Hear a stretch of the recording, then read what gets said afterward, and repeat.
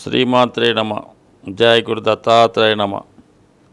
ఈ వీడియోలో మనం సింహరాశి వారికి ఏ దశ అనుకూలించి ఏ దశ అనుకూలిస్తుంది అన్న విషయాన్ని ఈ వీడియోలో మనం పరిశీలించే ప్రయత్నం చేద్దాం. సింహరాశి వారికి రాశ్యాధిపతి రవి. అందువలన రవి దశ అన్నది ఈ రాశి వారికి చాలా ఇంపార్టెంట్ అయినటువంటి దశ. అయితే మరి రవికి మిత్రగ్రహాలైనటువంటి గురువు, కుజుడు, చంద్రుడు ఈ దశలు జాతకుడికి యోగిచ్చే దశలు. అలాగే మరి శత్రుగ్రహాలైనటువంటి శని, బుధ, శుక్ర దశలు అవయోగ దశలు. రాహు, కేతువులు అన్నది వాటి స్థితిని బట్టి ఆధారపడి ఉంటుంది. సాధ్యమైనంత వరకు రాహు దశ కూడా జాతకుడికి ఇబ్బంది పెట్టే దశ, కేతు అన్నది ఉపయోగపడే దశ. మరి ఈ రాశిలో జన్మించిన వారి యొక్క దశలు ఏ విధంగా ప్రారంభమవుతాయని చూసినప్పుడు సాధారణంగా జన్మ నక్షత్రాన్ని బట్టి జన్మ దశ ప్రారంభం అవుతూ ఉంటుంది. సో ఇది ఈ నక్షత్రాలు మన సింహరాశిలో మఖ, పుబ్బ, ఉత్తర. మఖ నక్షత్రం వారికి కేతు మహాదశలో ప్రారంభమవుతుంది. దాని తర్వాత పుబ్బ నక్షత్రం కాబట్టి శుక్ర మహాదశ 20 సంవత్సరాలు ఈ నక్షత్రంలో జన్మించిన వాళ్ళకి సింహరాశిలో పుబ్బ నక్షత్రంలో జన్మించిన వారు శుక్ర మహాదశతో ప్రారంభమవుతారు.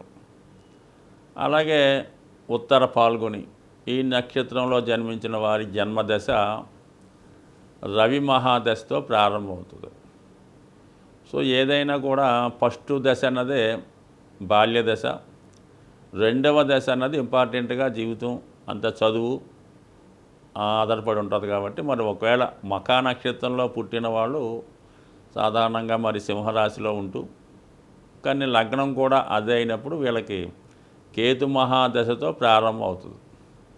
అయితే కేతువు సాధారణంగా మోక్షకారకుడు, వైరాగ్యకారకుడు, పైపెచ్చి ఇది బాల్య దశ కాబట్టి చాలా వరకు జాతకుడి మీద పూర్వజన్మ ప్రభావం ఉండడం వల్ల ఆ యాంగిల్లోనే జాతకుడు పెరుగుతూ ఉంటాడు. అలాగే పెద్దల యొక్క వాళ్ళ యొక్క ఆలోచనలు, అలవాట్లు, ఆ జీన్స్ అలాగ ఉండడం వల్ల ఏంటంటే సాధారణంగా మరి రాజకీయ కుటుంబంలో పుడితే రాజకీయ లక్షణాలు, అలాగే ప్రభుత్వ ఉద్యోగంలో అలాంటి వాళ్ళు పుడితే ఆ లక్షణాలు జాతకుడికి రావడం జరుగుతూ ఉంటుంది. అంటే ఏదన్నా కూడా పెద్దలను అనుసరిస్తూ పూర్వీకుల యొక్క ఆచార వ్యవహారాలను అనుసరించి సాంప్రదాయబద్ధంగా వెళ్తూ ఉంటారు కేతు మహాదశలో జన్మించిన వాళ్ళు. ఇది ఇంచుమించుగా మనకి 1వ పాదం అయితే 7 సంవత్సరాలు పూర్తిగా ఉంటుంది అనుకోండి అటు ఇటుగా. అదే 4వ పాదంలో జన్మిస్తే మనకి 1 సంవత్సరంన్నర నుంచి అటు ఇటు 6 నెలలు కూడా ఉండొచ్చు. బట్ ఏదైనప్పుడు కూడా మరి ఈ బాల్య దశ ఎంత తొందరగా అయిపోతే అంత మంచిదన్నమాట. మరి తర్వాత వచ్చి శుక్ర మహాదశ 20 సంవత్సరాలు. అందుకని జాతకుడు ఈ కేతు మహాదశలో ఈ మఖా నక్షత్రంలో పుట్టిన వారికి ఈ శుక్రదశ 27 సంవత్సరాలు అంటే ఇంచుమించుగా వీళ్ళకి వాళ్ళు పుట్టిన దాన్ని బట్టి 21 నుంచి 26 సంవత్సరాలు వచ్చేదాకా కూడా ఈ కేతు మహాదశ, శుక్ర మహాదశ నడుస్తూ ఉంటుంది. ఈ శుక్ర మహాదశలో ఎలా ఉంటుందంటే పేరెంట్స్కి బాగా కలిసి రావడం వల్ల, జాతకుడికి అన్ని సౌకర్యాలు రావడం వల్ల, అలాగే జాతకుడిని కూడా ఒక హైఫై క్వాలిటీ ఉన్నటువంటి విద్య, అలాగే అతని పరిసరాలు, అతని క్లాత్స్, అతని ఆలోచనలు, అతని ఆహారపు అలవాట్లు అన్నీ కూడా రిచ్గా కనబడుతుంటాయి. కొంత వాళ్ళు స్థాయిని మించి ఈ పిల్లవాడిని గారాభంగా పెంచవచ్చు. లేదా సాధారణంగా మరి ఈ రాశిలో జన్మించిన వాడు తక్కువ సంతానమే ఉంటుంటారు అన్నమాట. ఒకరో ఇద్దరు ఉంటారు. అమ్మాయి అయితే ఒకే అమ్మాయి, అబ్బాయి అయితే ఒకే అబ్బాయి ఉంటుంటారు అన్నమాట సాధారణంగా. వాళ్ళు చాలా హైప్గా బంధువులందరూ బాగా పెంచడం వల్ల వాడు దీన్ని చాలా అథారిటేటివ్గా పెరగడం వల్ల మనీ యొక్క విలువ తెలకపోవడం వల్ల చాలా సందర్భాల్లో పెద్దలకి తగిన రెస్పెక్ట్ ఇవ్వకపోవడం, స్వతంత్ర నిర్ణయాలు తీసుకోవడం చాలా వరకు మరి శుక్రదశ జరిగినప్పుడు బాల్యంలోనే ఏదైనా ప్రేమ వ్యవహారాలు లాంటివి నట్టడం వల్ల మరి ఇంచుమించుగా 25-26 సంవత్సరాలు వచ్చేదాకా కూడా జాతకుడు ఇర్రెస్పాన్సిబిలిటీగా, బాధ్యతారహితంగా పెరిగే అవకాశాలు ఎక్కువగా ఉంటాయి. అందువల్ల వీళ్ళు సాధారణంగా ఈ బాల్య దశ అంటే 2వ దశ అయిన తర్వాత ఈ తండ్రి గారిని అనుసరించి పాలిటిక్స్ రియల్ ఎస్టేటో వ్యాపార సంబంధించిన దాంట్లో వచ్చేస్తుంటారు అన్నమాట చదువు మీద కన్నా. అంటే వీళ్ళకి ఎలా ఉంటుందంటే 10 మందికి ఉపాధి కల్పిద్దామనే ఉద్దేశంతో ఉంటారు తప్ప వీళ్ళ ఒకరి కింద పని చేయరన్నమాట. ఆ కారణం వల్ల చాలా వరకు ఇబ్బంది ఉంటుంది. కాబట్టి కొద్ది పెద్దలు పర్యవేక్షిస్తూ ఒక క్రమశిక్షణతో మనీ విలువ పెరిగేలా చేస్తే మంచిది. దాని తర్వాత వచ్చే రవి దశ, ఇది యాక్చువల్గా నా ఒకే పాదం ఉంటుంది కాబట్టి 6 సంవత్సరాలు ఉంటుంది. ఒక విధంగా చెప్పాలంటే సింహరాశిలో ఈ ఉత్తరా నక్షత్రంలో జన్మించిన వారికి చాలా మంచి యోగ దశతో జీవితం ప్రారంభమవుతుంది. అంటే రాష్ట్రాధిపతి దశతో ప్రారంభమవుతుంది. అది 6 సంవత్సరాలతోనే బాల్య దశ అయిపోయి దాని తర్వాత వచ్చే చంద్రమహాదశ అనుకూలిస్తుంది 10 సంవత్సరాలు. దాని తర్వాత వచ్చే కుజమహాదశ 7 సంవత్సరాలు. అంటే 23వ సంవత్సరం వచ్చిన నాటికే జాతకుడు బాగా సెటిల్ అయిపోవడం జరుగుతూ ఉంటుంది. దాని తర్వాత వచ్చే రాహు మహాదశలో చాలామంది విదేశంలో కానీ స్వతంత్రంగా ధనం సంపాదించడం కానీ అప్పుడున్నటువంటి యాటిట్యూడ్ని బట్టి ఆధారపడి ఉంటుంది. బట్ ఏదైనా ఈ ఉత్తరా నక్షత్రంలో జన్మించిన వారికి ఇంచుమించుగా మంచి దశలు ప్రారంభంలోనే రావడం వల్ల వాళ్ళ జీవితంలో తొందరగా సెటిల్ అయి తొందరగా ముందుకెళ్ళడం జరుగుతూ ఉంటుంది. సో అంటే దీన్ని బట్టి ఏంటంటే మనకి జాతకులకి పుట్టినప్పుడు మంచి దశలు వస్తాయి. అంటే ముందు 1, 2, 3 దశలు మంచిగా ఉండాలి. బాల్య దశ ఎలాగన్నా సరే 2వ దశ, 3వ దశ, 4వ దశ అనుకూలిస్తే జాతకుడి జీవితంలో చాలా హై లెవెల్లో సెటిల్ అవుతుంటారు. ఈ సింహరాశి వారికి బాగా అవయోగ దశ ఏంటంటే శని మహాదశ. ఇది 6, 7 స్థానాధిపతి అవటం వల్ల మరి శని మహాదశలో జాతకుడు ఎవరితో కలిసి వ్యాపారం చేసినా విఫలమవుతుంది. శని మహాదశలో ఒకవేళ వివాహమైనా ఇబ్బంది అవుతుంది. అంటే చాలామందికి లేటుగా వస్తుంటుంది అన్నమాట. సింహరాశిలో శని మహాదశ ఎవరికో రాదు. బట్ కొంతమందికి ఏంటంటే మరి వేరే లగ్నం అయినప్పుడు ఈ సింహలగ్నమై వేరే రాశిలో పుట్టినప్పుడు వారికి శని మహాదశ రావచ్చు. అంటే శని మహాదశ రాకపోయినా శని యొక్క అంతర్దశలో రావడం జరుగుతుంటుంది. ఏదైనా శని యొక్క అంతర్దశ వచ్చినప్పుడు జాతకుడు ఆరోగ్య విషయంలో జాగ్రత్త తీసుకోవాలి. అంటే ఆరోగ్యంలో ఎప్పుడు తీసుకోవాలి? ప్రతిసారి శని అంతర్దశ వచ్చినప్పుడు కాదు. జాతకుడికి మరి ఓల్డ్ ఏజ్లో 60 సంవత్సరాలు దాటిన తర్వాత 70 తర్వాత శని యొక్క అంతర్దశ వచ్చినప్పుడు ఆరోగ్య విషయంలో జాగ్రత్త తీసుకోవాల్సి ఉంటుంది. అలాగే ఏంటంటే బుధ మహాదశ కూడా జాతకుడికి ధన లాభాధిపతిగా ఆర్థికమైన స్థితి ఇస్తుంది, కానీ అంత యోగించే అవకాశం లేదు. అలాగే శుక్ర మహాదశ విపరీతమైనటువంటి లగ్జరీ లైఫ్, విపరీతమైన గౌరవాన్ని ఇవ్వడం జరుగుతుంటుంది. సాధారణంగా మరి పుబ్బా నక్షత్రంలో ఉంటూ శుక్ర మహాదశలో ప్రారంభమైన వాళ్ళు సాధారణంగా ఏదైనా నెంబర్ 1 స్థాయిలోకి వెళ్తూ ఉంటారు. మళ్ళీ ప్రారంభ దశ శుక్రదశ అవ్వటం వల్ల వాళ్ళకి ఒక మంచి నైపుణ్యంగా పిల్లవాడు హ్యాబీని అనుసరించి ఒక సినిమా రంగంలోనో, అతనికి ఏదైనా టెక్నాలజీ రంగంలోనో, లేదంటే ఇండిపెండెంట్గా ఒక మెడికల్ రంగంలోనో, లేదంటే సివిల్స్, ఐఏఎస్ అలాంటి వాటికి చిన్నప్పటి నుంచి క్రమశిక్షణతో ట్రైనింగ్ ఇచ్చినప్పుడు కంపల్సరీగా వాళ్ళు ఒక టాప్ మోస్ట్ ర్యాంకులోకి వెళ్ళే అవకాశం ఉంటుంది. కాబట్టి సో దశ ఏదైనా సరే జాతకుడుకు ఎప్పుడు ఏ దశ జరిగితే ఆ యాంగిల్లో ఆ విధంగా పెంచినప్పుడు జాతకుడు అనుకూలిస్తూ ఉంటాడు. బాల్యంలోనే శని మహాదశ వచ్చినప్పుడు వాడు టెక్నికల్ రంగంలో బాగా క్రమశిక్షణతో పెరిగి పూర్వకాలంతో టెక్నికల్ రంగంలో నైపుణ్యంగా వస్తుండేవారు. అదే బాల్యంలో శుక్రుడు వస్తే కళారంగంలో రావడం జరుగుతుంటుంది. అదే బుధ మహాదశ బాల్యంలో వస్తే మంచి అకౌంటెంట్గా, చార్టెడ్ అకౌంట్గా మంచి నైపుణ్యంతో మంచి మ్యాథమెటిక్స్ అంటే చదువులేందు బాగా రాణించగలుగుతాడు. అదే గురు మహాదశ వచ్చినప్పుడు చాలా సంస్కారవంతుడిగా పెరిగే అవకాశం ఉంది. సో ఏదైనా ఏ టైంలో ఆ దశ వస్తే జాతకుడికి అనుకూలంగా ఉంటుంది.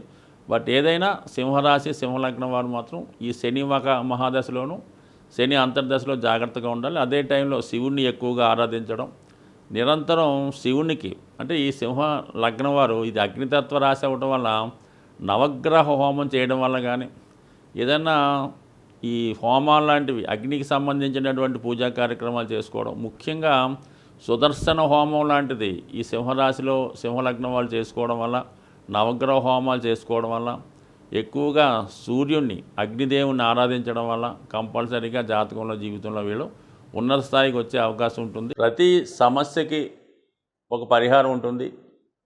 ప్రతి గ్రహానికి కూడా ఒక విధమైనటువంటి పరిష్కారం ఉంటుంది.